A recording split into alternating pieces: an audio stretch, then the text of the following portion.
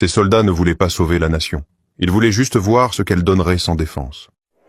Aujourd'hui, on parle d'une blessure brève mais profonde, d'un pays qui a vacillé en silence, et d'hommes qui ont cru pouvoir plier l'histoire avant d'être brisés par elle. Nous sommes en décembre 2025, au Bénin. Le lieutenant-colonel Tigri n'est pas n'importe qui, ancien du groupement d'élite, passé par la garde présidentielle, un militaire qui connaît les couloirs, les protocoles, les accès. S'il y a quelqu'un qui peut tester un État, c'est lui. Et cette nuit-là, il décide de le faire. Mais un putsch, ça commence toujours par une porte. Et la première est celle du colonel Bertin Bada, directeur de cabinet militaire du président. Un pilier, un verrou vivant. Les mutins encerclent sa résidence. Ils tirent, ils forcent. Mais Bada s'échappe. Une fuite qui déchire le silence et réveille l'État. Sa femme, elle, n'a pas cette chance. Elle succombe à ses blessures. Deuxième cible, le chef d'état-major, le général Abou Issa. Cette fois, ils réussissent. Ils le capturent. Troisième cible, le colonel Faïzou Gomina, chef de la garde nationale. Un autre symbole, un autre verrou, arraché, capturé. Sur le papier, tout avance. Mais dans la réalité, tout vacille. Parce qu'un putsch, ça ne tient jamais qu'à un souffle. L'étape décisive, la résidence du président Patrice Talon. C'est là qu'il pensait écrire l'histoire. Mais il arrive trop tard. La garde présidentielle était déjà en position, armes prêtes, regard fixé.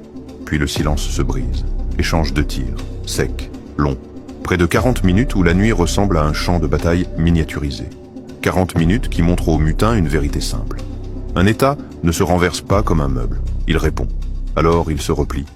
Parce que quand la force ne suffit plus, il reste la mise en scène. Direction, la télévision nationale.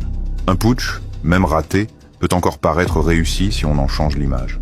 À 6 heures du matin, l'écran s'allume. Et leur message tombe. Constitution suspendue. Institution dissoute. Pouvoir renversé. Un pays entier découvre que quelques silhouettes armées croient pouvoir décider à sa place. Imaginez, vous dormez, vous vous réveillez, vous pensez à votre journée. Et votre télé vous annonce que la République a changé de pilote pendant la nuit, sans débat, sans vote, sans vous. Mais la réalité, elle, ne dort pas. Les loyalistes encerclent, les unités avancent. Et au-dessus du pays, un avion militaire nigérian traverse le ciel. Pas pour tirer, pour avertir.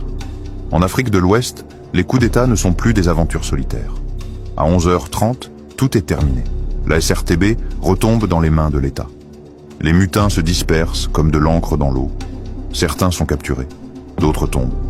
Tigri, lui, fuit.